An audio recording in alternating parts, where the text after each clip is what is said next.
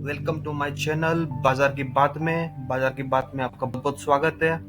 और आज मार्केट की बात करेंगे तो मार्केट अच्छे खासे गैप के साथ ओपन हुआ था और फिर बोला जाए तो हल्का फुल्का डायरेक्शनल लिया हुआ है और फिर पूरा दिन टाइम पास किया है और साइडवेज मार्केट हो गया।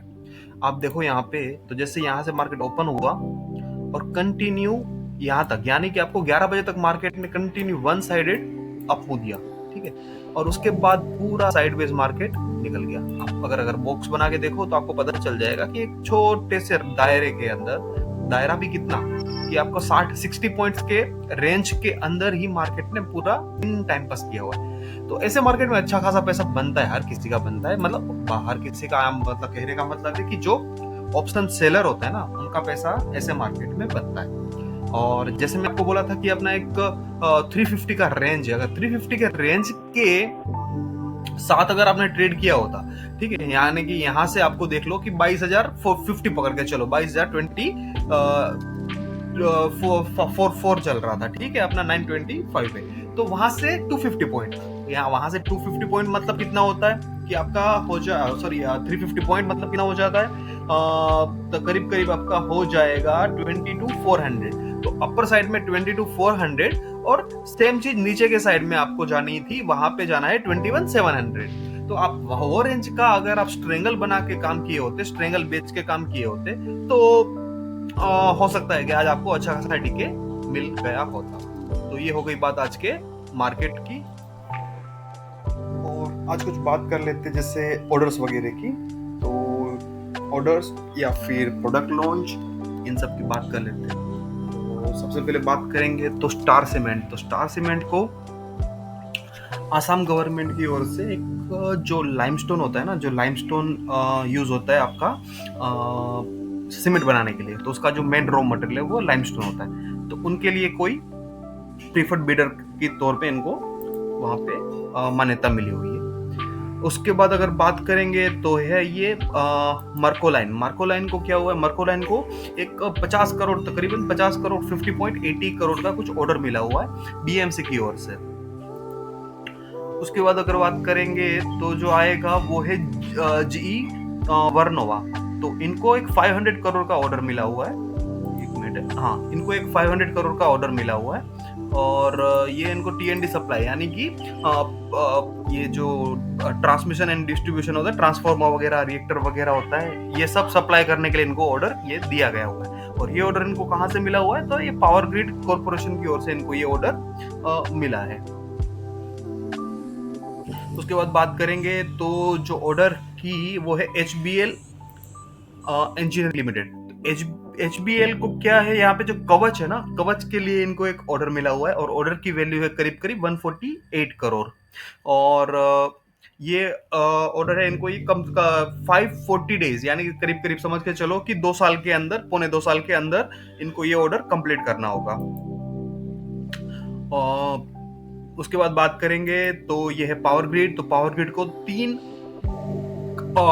ऑर्डर मिला हुआ है, ऑर्डर नहीं बोल सकते इनको, कॉन्ट्रैक्ट मिला हुआ है, या फिर वो हिसाब से समझ लो। जैसे उनको एक ट्रांसमिशन लाइन है, वो है राजस्थान से मध्य प्रदेश का, एक गुजरात में, और जो तीसरा है वो आंध्र प्रदेश टू कर्नाटका। तो ये 3 लाइन के लिए इनको ये ऑर्डर काम मिला हुआ है। तो ये बात हो गई आपके पावर ग्रिड की। और अभी जो बात करेंगे वो है हरिओम पाइप्स। हरिओम पाइप्स ने क्या किया, हरिओम पाइप्स ने एक नए सेगमेंट के अंदर एंट्री किया हुआ है। नया सेगमेंट क्या है, वो है सोलार। तो इनको ये जो सोलार पार्क बनाने का काम मिला है वो है Maharashtra state electricity distribution corporation limited, company limited. तो ये जो MSEDC है उनकी ओर से इनको ये 60 मेगावाट का एक काम मिला हुआ है। इसके बाद अगर बात करेंगे तो वो है वारी रिन्यूएबल टेक्नोलॉजीज। इनको एक ये हाइब्रिड सिस्टम का सप्लाई करने का काम मिला हुआ है। पर हाँ, इन्होंने जैसे यहाँ पे डोमेस्टिक एंटिटी लिखा हुआ है, कंपनी कौन सी कंपनी ने इनको ऑर्डर दिया हुआ है, ऑर्डर का वैल्यू क्या है, ये कोई भी चीज इन्होंने मेंशन किया हुआ नहीं है यहाँ पे, ठीक है। अभी नेक्स्ट बात करेंगे तो ये टाइम टेक्नो, इन्होंने क्या किया हुआ है, टाइम टेक्नोप्लास्ट ने एक नया प्रोडक्ट लॉन्च किया हुआ है। तो ये जैसे इनका जो एक पीई पाइप सेगमेंट है उसके अंतर्गत उनके अंदर में उन्होंने एक पीई पाइप दूसरा प्रोडक्ट लॉन्च किया जो यूज होगा गैस डिस्ट्रीब्यूशन, यानी कि आपके जो घर पे जो लाइन आती है ना गैस की, तो वो सब चीजों के लिए इनका ये इस्तेमाल कर सकते हैं। वो एक उन्होंने प्रोडक्ट नया लॉन्च किया हुआ है। अभी एक जो सबसे बड़ा ऑर्डर आज की बात करें तो बड़ा ऑर्डर तो नहीं है, पर हाँ काफी सिग्निफिकेंट ऑर्डर है, जो है सोलार इंडस्ट्री। तो सोलार इंडस्ट्री को ये ऑर्डर मिला हुआ है मिनिस्ट्री ऑफ डिफेंस की ओर से। तो मिनिस्ट्री ऑफ डिफेंस की ओर से इनको supply of multi mode head grenade, यानी कि जो हाथ से वो फोड़ने वाले बॉम्ब होते हैं ना, जो मतलब वॉर वगैरह में यूज होते हैं, तो उसके लिए इनको एक ऑर्डर मिला हुआ है, और ऑर्डर की वैल्यू है करीब करीब 239 करोड़। तो ये बात होगी आपके सोलार इंडस्ट्री की। और अभी कुछ बात करें तो मार्केट मूवर्स में, जैसे टॉप गेनर्स, तो टॉप गेनर्स में कौन है? इंडिया सीमेंट है, कॉन्कर्ड बायो है, सन फार्मा, एडवांस रिसर्च है, और ज्योति सीएनसी मशीन है। तो ये हो गई आपके गेनर्स की बात। और आज करीब करीब समझ लो ना, गेनर्स लूजर्स का रेशियो देखा जाए ना, तो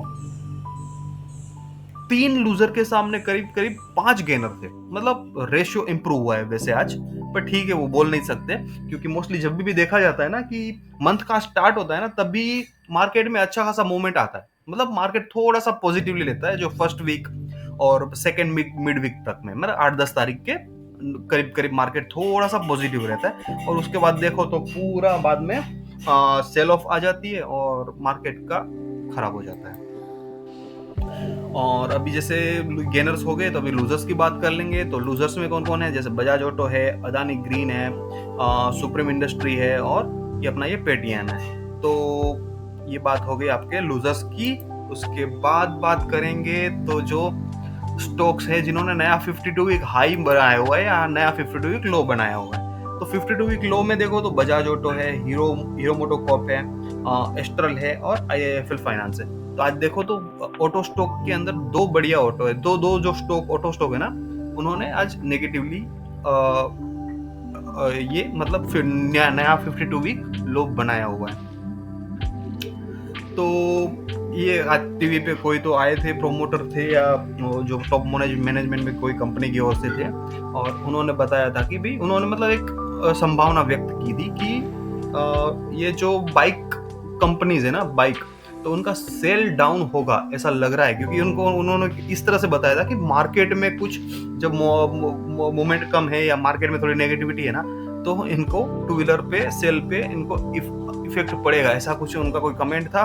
तो उसके चलते ये 2 स्टॉक में, नहीं काफी स्टॉकों में वैसे तो टू व्हीलर्स वाले में नेगेटिवली उन्होंने रिएक्ट किया था।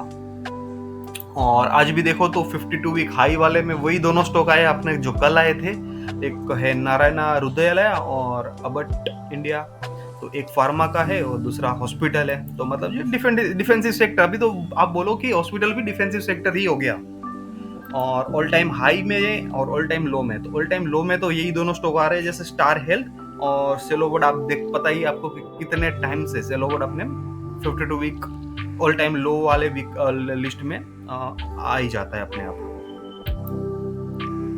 और अभी जो नेक्स्ट बात करेंगे वो है एक सेक्टर जो आज पॉजिटिवली उसने रिएक्ट किया, तो वो था रिफाइनरीज। तो रिफाइनरीज में भी पीएसयूज, जैसे आपका ये हिंदुस्तान पेट्रोलियम है, भारत पेट्रोलियम है, इंडियन ऑयल कॉर्पोरेशन है। तो आप देखो कि एचपीसीएल, हिंदुस्तान पेट्रोलियम करीब करीब 6% अप था, भारत पेट्रोलियम 3% और इंडियन ऑयल कॉर्पोरेशन है 3%। तो यहाँ पे क्या हुआ, एक तो आप जो क्रूड ऑयल है, क्रूड ऑयल का प्राइस है ना काफी रिड्यूस हुआ है, ऑलमोस्ट बोल सकते हो कि 3 महीने के या 3.5 महीने के लो पे चल रहा है।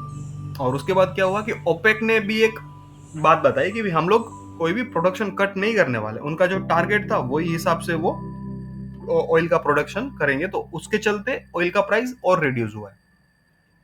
उसके चलते मुझे लगता है कि ये ऑयल मार्केटिंग कंपनीज ने आज पॉजिटिवली रिएक्ट किया हुआ है। और अब बात करेंगे कुछ सेक्टर, जैसे हम रोज बात करते हैं कोई ना कोई स्टॉक की, मतलब कि फंडामेंटली कोई मजबूत स्टॉक हो या फिर कोई ऐसे सेक्टर हो। तो जैसे कल बात किया था सेट इंडस्ट्री का, वैल्यूएशन वाइज उसका वैल्यूएशन कंफर्ट था।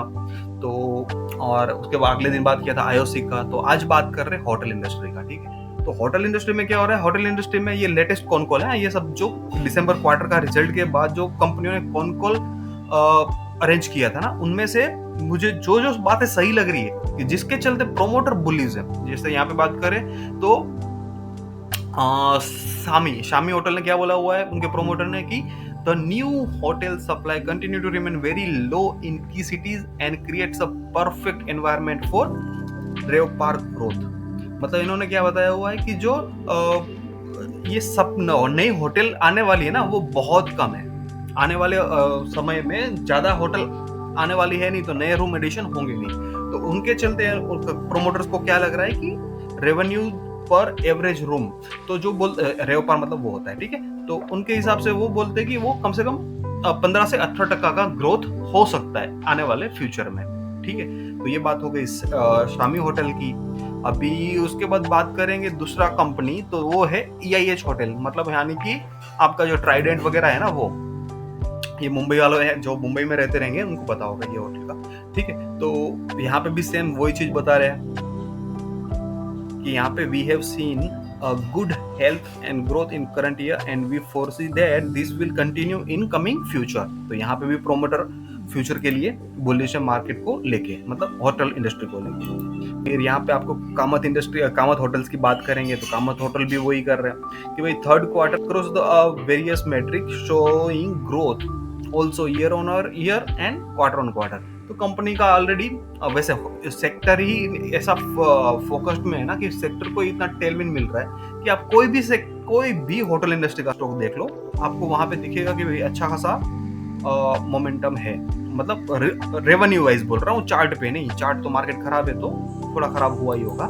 फिर आपका लेमन ट्री, तो लेमन ट्री ने भी यही बोला हुआ है, ठीक है। तो ये आप देखोगे ना कि हर एक इंडस्ट्री, हर एक होटल कंपनी का जो भी प्रोमोटर है ना वो सेम चीज बोल रहा है। अब हर कोई सेम चीज बोल रहा है तो मतलब कुछ ना कुछ तो होगा ही सेक्टर में, समझ रहे हो। और अगर आप प्रोमोटर को बिलीव नहीं करोगे तो और किसको करोगे फिर, ठीक है।